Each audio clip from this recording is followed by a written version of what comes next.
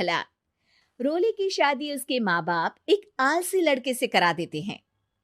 चलो, रोली की शादी हुई और हमने गंगा नहाई। और क्या, बेटियां तो होती ही हैं बोझ। हाँ, पर अब क्या चिंता, उतार तो दिया बोझ तुमने, अब वो लोग समझे।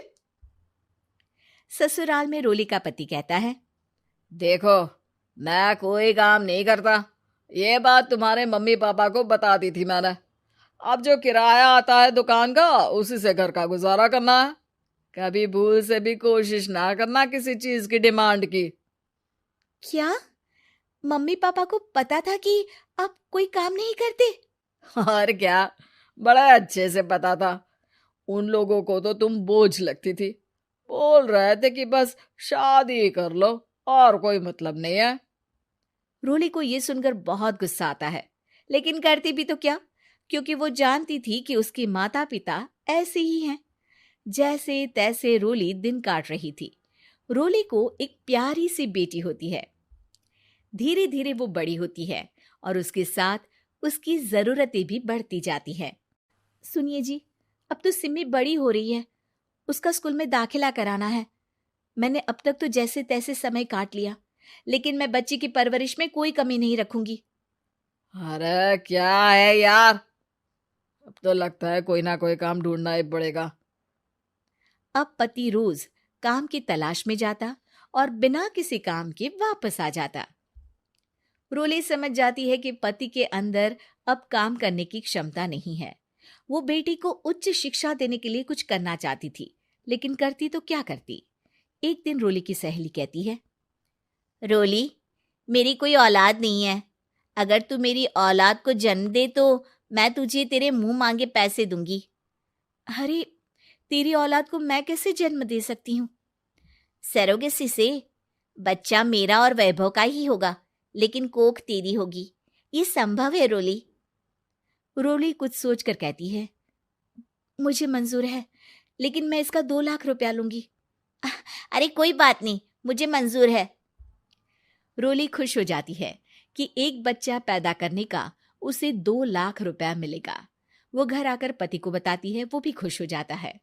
अब क्या था, डॉक्टर के पास जाकर सहेली का बच्चा रोली की कोख में पलने लगता है। मुझे 20,000 चाहिए मेरे बेटी के एडमिशन के लिए। हाँ हाँ ठीक है, मैं उसके एडमिशन से लेकर सारे खर्चे उसके अकाउंट में डाल रही हूँ। रोली की बेटी का एडमिशन हो जाता है। रोली को लगता है कि वो अब सब कुछ ठीक कर देगी।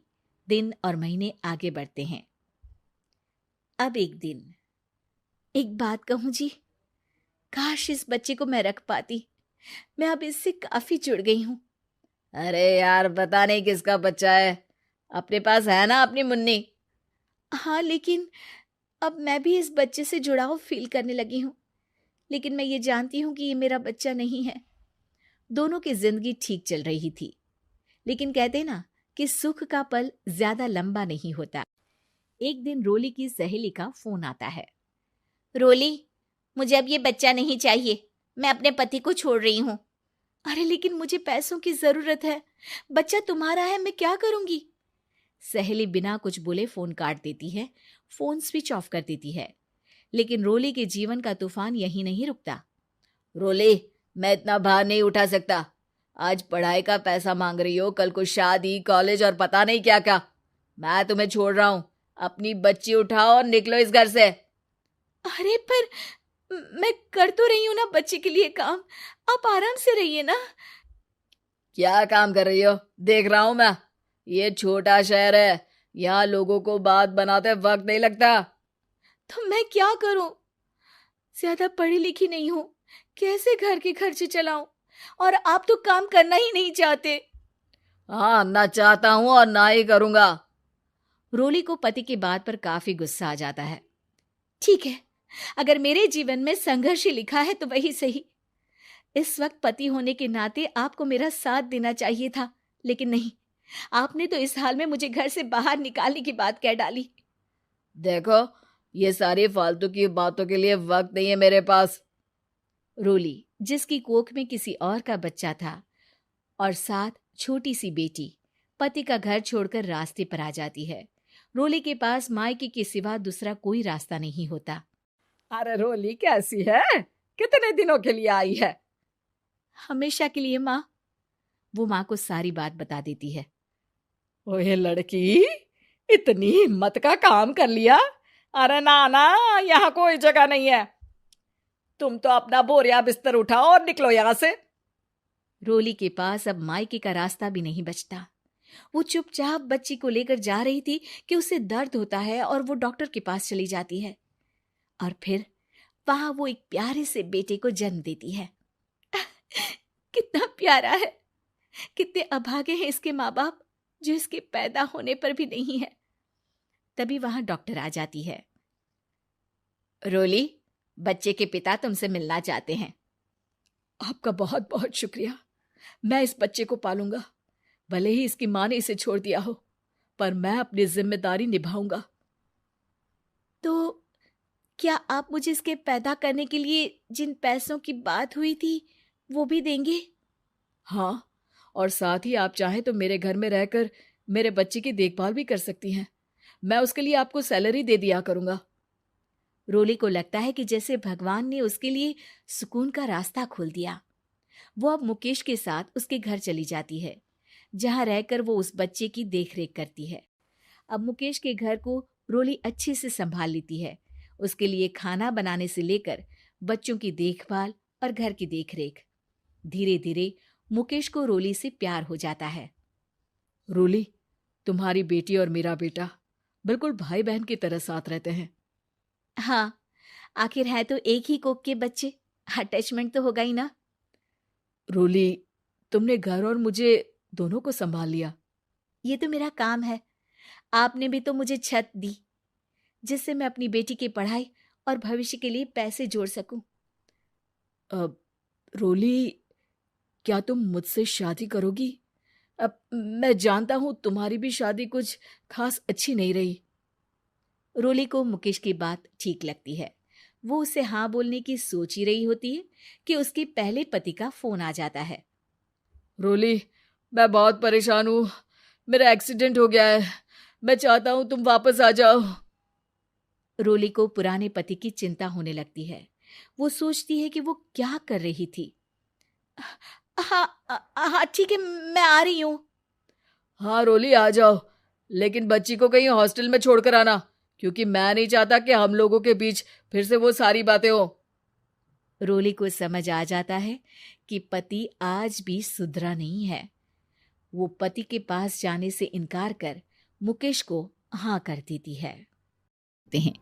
दोनों का शौर्य नाम का एक बेटा भी होता है, जिस पर दोनों ही अपनी जान छिड़कते हैं। शेखर, अब तो आप शौर्य को अपनी गोद से नीचे उतार दीजिए, उसके सोने का टाइम हो रहा है। नहीं रूपा, इसे मेरे पास ही रहने दो प्लीज। मैं थोड़ी देर में इसे बिस्तर में सुला दूंगा।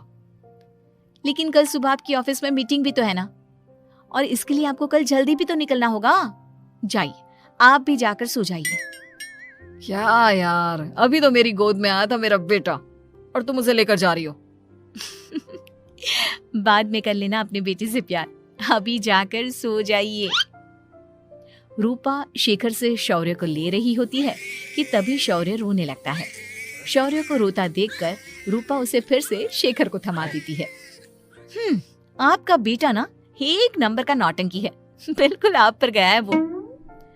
साफ बोलो ना, तुम्हें जलन होती है हम दोनों बाप बेटे का प्यार देखकर।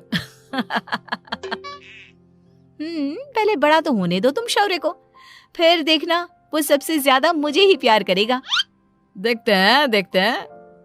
ऐसे ही दिन बीतते चले जाते हैं और एक दिन कैंसर की बीमारी के चलते रूपा की मौत हो जाती है।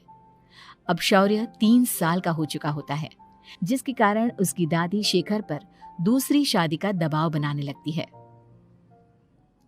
शेखर, शौर्य अभी बहुत छोटा है और उसे इस समय एक माँ के प्यार की बहुत जरूरत है। माँ, मुझे दूसरी शादी नहीं करनी। क्या पता जो दूसरी औरत आएगी वो मेरे बेटे को एक माँ का प्यार दे या ना दे। तो रूपा की छोटी बहन वैशाली से ही शादी क्यों नहीं कर लेता? वो तो शौर्य को एक माँ का प्यार पूरा दे सकती है ना। मैंने कहा ना माँ, मुझे दूसरी शादी नहीं करनी, और अपनी ही पत्नी की बहन से तो हरगिज नहीं। ऊपर से अगर रूपा देख रही होगी तो वो क्या सोचेगी? अपने लिए ना सही, लेकिन तुझे शौर्य के लिए तो शादी करनी ही पड़ेगी ना बेटा। शेखर कुछ कहता उससे पहले ही अंजुमन उसे रूपा की कसम दे देती है, जिसके आगे मजबूर होकर शेखर शादी के लिए हामी भर देता है। देखो वैशाली, मैंने तुमसे शादी सिर्फ अपने बच्चे के लिए की है। मैं चाहता हूं कि तुम उसे एक माँ का भरपूर प्यार दो। शौर्य, आपके साथ साथ मेरा भी कुछ लगता है। अगर आप मुझसे शादी नहीं भी करते तब भी मेरा प्यार शौर्य के लिए कभी कम या ज्यादा नहीं होता। शादी के कुछ दिनों बाद ही शेखर की माँ की भी मौत हो जाती है। वैशाली शौर्य को एक माँ से भी बढ़कर प्यार देती है। शौर्य को लेकर वैशाली का यूं निस्वार्थ प्यार देखकर शेखर को भी उससे प्यार हो जाता है और कुछ सालों बाद शेखर और वैशाली का भी लड़का हो जाता है। लेकिन इसके बाद वैशाली का शौर्य को लेकर बर्ताव बदलने लगता है।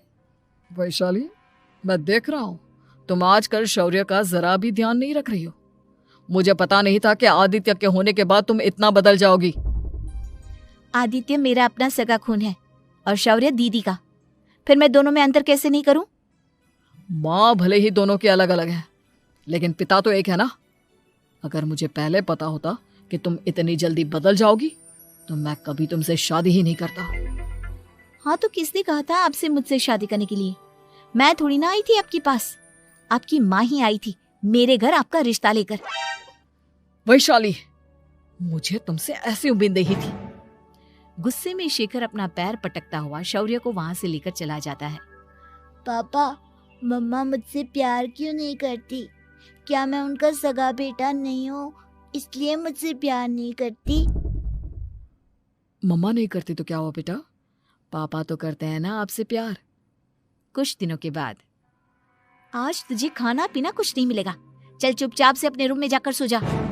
माँ, अब भाई को खाना क्यों नहीं दे रही हो? बेटा, तू आराम से खाना खा। इस नालायक की चिंता मत कर। एक दिन खाना नहीं खाएगा तो मर नहीं जाएगा ये। अगर भैया नहीं खाएंगे तो मैं भी नहीं खाऊंगा। तू अपने भाई का भक्त क्यों बन रहा है? ये तेरा सौतेला भाई है, सगा नहीं जो तू लक्ष्मण बन रहा है। माँ, आपको इतना भी नहीं मालूम? श्री राम और लक्ष्मण सगे भाई नहीं थे। श्री राम माता कौशल्या और लक्ष्मण माता सुमित्रा की कोख से जन्मे थे। दोनों के सिर्फ पिता एक थे, लेकिन माँ अलग थी। मुझे ज्यादा ज्ञान देने की जरूरत नहीं है। ये सतयुग और त्रेता युग नहीं है, समझे? आया बड़ा भाई का चमचा। इतना कहकर वैशाली वहां से चली जाती है, जिसके कुछ टाइम बाद शेखर वहां आता है और आदित्य उसे सारी बात बताता है। मुझे माफ कर दो शौर्य, तुम्हारी माँ के जाने के बाद मुझे दूसरी शादी का फैसला करना ही नहीं चाहिए था। अगर मैं दूसरी शादी नहीं करता तो शायद आज तुम्हारी ये हालत ना होती। नहीं पापा, अगर आप शादी नहीं करते तो मुझे आदित्य जैसा छोटा भाई कभी नहीं मिलता। थैंक यू मुझे इतना अच्छा भाई देने के लिए। तुम दोनों हमेशा ऐसे ही साथ रहना, फिर कोई भी तुम दोनों का कुछ नहीं बिगाड़ पाएगा। चलो, मैं तुम दोनों को आइसक्रीम खिला कर लाता हूँ, बहुत भूख लग रही है ना। शेखर शौर्य और आदित्य को आइसक्रीम दिलाने लेकर जाता है। वो दोनों को पार्क में खड़ा करके आइसक्रीम लेने जा ही रहा होता है, तभी तेज रफ्तार से आती हुई एक गाड़ी उसे कुचल देती है और उसी पल शेखर की मौत हो जाती है, जिसके बाद शौर्य की जिंदगी नर्क से भी बदतर हो जाती है। सुन रे चिरकुट, इस घर के किसी भी सामान को मेरी मर्जी के बगैर हाथ मत लगाना। इन सब पर अब तेरा कोई हक नहीं है, समझा? ठीक है माँ, मैं आपकी इजाजत के बगैर किसी चीज को हाथ नहीं लगाऊंगा। चल जाकर अब पूरे घर की सफाई कर। महज 7 साल का शौर्य वैशाली के कहने पर अपने नन्हे नन्हे हाथों से पूरे घर की सफाई करने लगता है। ऐसे ही दिन बीतने लगते हैं, लेकिन मासी से माँ बनी वैशाली को उस मासूम से बच्चे पर जरा भी तरस नहीं आता। क्यों शौर्य, ये घर में इतनी गंदगी कैसे हो रही है? ढंग से सफाई नहीं की है क्या तूने? माँ, मैंने तो अच्छे से सफाई की थी, लेकिन आदित्य बार बार इधर उधर चलकर गंदा कर देता है। अच्छा, खुद से एक काम ढंग से नहीं होता और अपनी गलतियों का जिम्मेदार मेरे बेटे को ठहराता है। इतना कहकर वैशाली बांस का डंडा उठाकर शौर्य को जोर जोर से मारने लगती है। तभी वहां वैशाली के मायके वाले भी आ जाते हैं और उसकी सारी करतूतें देख लेते हैं। माँ, मैं ऐसा क्या करूं जिससे आप मुझे भी आदित्य के जितना प्यार करोगी? बोलिए ना माँ, मेरे क्या करने से आपके अंदर मेरे लिए ममता जागेगी? वैशाली शौर्य की एक नहीं सुनती, उसके ऊपर डंडे बरसाती जाती है। हद पार होते देख वैशाली की माँ उसका हाथ पकड़ती है और जोर से उसे थप्पड़ मारती है। यही सब करने के लिए तूने दामाद जी से शादी की थी? हमने सपने में भी तुझसे ऐसी हरकत की उम्मीद नहीं की थी। तू माँ नहीं, माँ के नाम पर एक धब्बा है। बस कीजिए माँ। आदित्य के इस दुनिया में आने से पहले मैंने इसे बहुत प्यार किया था, लेकिन अब जब मेरी खुद की औलाद है तो मैं किसी और के बच्चे से प्यार क्यों करूं? अरे नालायक औरत, जिसे तू किसी और का बच्चा कह रही है वो तेरी खुद की सगी बहन का बच्चा है। बहन है तो क्या हुआ? मेरे अपने बच्चे से बढ़कर तो नहीं हो सकता ना ये कभी। अगर यही बात थी तो तू हमें पहले बता देती, हम शौर्य को अपने साथ ले जाते। उसे इस तरह प्रताड़ित करने की क्या जरूरत थी? अगर आपको लेकर जाना है ना तो ले जाइए इसे, मैं नहीं रोकूंगी। नहीं माँ, मुझे कहीं नहीं जाना, मुझे आपके साथ ही रहना है। मैं तेरी कोई माँ बाबा नहीं हूँ, तेरी माँ मर चुकी है, समझा? अब निकल जा मेरे घर से। माँ, आप बहुत गंदी हो, मुझे भी नहीं रहना आपके साथ, मैं भी भाई के साथ ही जाऊंगा। अरे तू क्यों जाएगा? तू तो मेरा सगा बेटा है, जाने दे इसे। हम यहाँ ऐश से रहेंगे। तुम्हारे पापा बहुत सारी जमीन जायदाद छोड़ गए हैं तुम्हारे लिए। नहीं माँ, मुझे भाई के साथ जाना है। आप अच्छी नहीं हो, आप बहुत बुरी हो, आप भाई को बहुत परेशान करती हो। देख वैशाली, तुझसे ज्यादा समझ तो इस मासूम बच्चे में है। ये तेरे बुरे कर्मों का ही नतीजा है जो आज तेरी सगी औलाद खुद से तुझे ठुकरा रही है। आदित्य, तुझे इस शौर्य ने भड़काया है ना मेरे खिलाफ? नहीं माँ, मुझे किसी ने भड़काया नहीं, पर मैं सब देखता हूँ, सब समझता हूँ। भाई बहुत अच्छा है, वो आपकी जैसा नहीं है। चलिए नानी। इतना कहकर वैशाली के मायके वाले आदित्य और शौर्य को अपने साथ ले जाते हैं और इस तरह वैशाली बड़े से घर में अकेली पड़ जाती है। दो बेटों के होते हुए भी आज उसे माँ कहकर बुलाने वाला कोई नहीं होता।